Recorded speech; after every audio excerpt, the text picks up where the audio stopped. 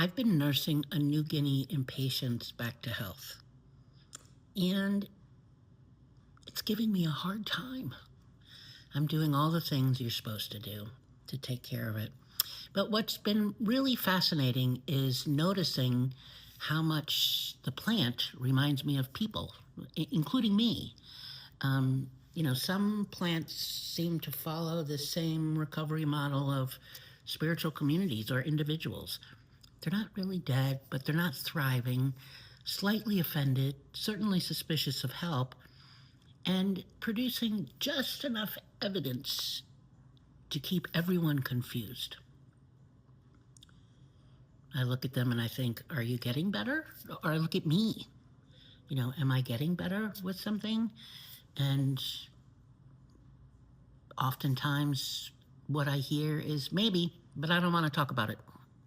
We're not going to discuss that. Which is sort of like the New Guinea impatiens seems to have that attitude. I know plants don't have attitudes, but they do. They really do. And then I look over at the begonia that is just like, ta-da, look at me, I'm beautiful, I have all these flowers, and I'm so wonderful. And then you look at the coleus, and the coleus like, I have totally embraced abundance, and now I'm 6 feet tall. And the impatience is there, just kind of saying, well, I'm willing to consider the possibility of hope. But I'm going to need another few weeks. And so, yeah, plants, taking care of plants, particularly this one, has absolutely taught me more about people. There's always more to learn about people. But it's that the big thing really is that growth isn't visible while it's happening. I want flowers. I got the begonia over there. I have another New Guinea impatiens that's got this giant crown of bright pink flowers, and the other one is sort of in triage. And I'm like, come on, you can do it. You can do it. Right? We do that with people. You can do it. You got this. Whether they do or not. You got this. But we want flowers. But the plant is busy growing roots. We want certainty. Yeah, I want to know that my impatiens is going to make it. But what I can't see is that the plant is rebuilding capacity, just like us, just like people, right? The plant is just one little tiny healthy leaf at a time, even though what I would like to see is a dramatic breakthrough. Every morning I come out and I make my rounds with the plants and just see what's going on and see if there's new growth or anything to be, clipped off. But I always spend a little extra time with this impatience that can't seem to make up its mind. Maybe there's hope. I don't know. I'll have to wait and see, which sounds like a lot of people. I think the hardest gardening skill is often to stop helping. I think it's also a difficult people skill. Stop helping. I know it might sound counterintuitive, but like the plant, I've given it light, I've given it attention, I've given what it needs, and then stop helping and let it grow. And I think people are the same way. I have a phrase that I use that to remind me that to stop helping.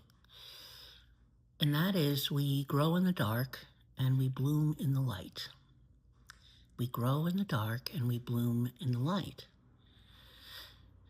And I know that to be so because I've watched it with myself and with lots of other people, and certainly the plants are a good metaphor, although that's not even right, but I can watch the plants and I know that under the surface is what's going on that needs to go on. So I stop helping and I just let it grow. Like people, right? Just stop helping. It doesn't mean you're cold or cruel or calloused. It means stop helping. allow people to, you can point people to, you know, they have the power, they have the capacity to, um, to grow themselves, and we get to watch and know that something underneath is going on, and to just be quiet and be present, knowing that you will always be a soft place to fall. So just we let them grow. I frequently say healing, I heal at the speed of Kelly, right? I grow at the speed of Kelly. And that's not for you to decide what that speed is, and for anybody. So sometimes healing doesn't look like flourishing. Sometimes it looks like surviving long enough to begin again. And Lord knows I've had that one. I've had many years of that, especially this last year. It just looks like surviving long enough to begin again. So the plant doesn't look like it's dying. It actually looks more like it's pouting. You know, it's healing, but it's pouting. You know, the tomato lip. And I think many humans do that. And I think we've elevated it to an art form. We grow in the dark and we bloom in the light.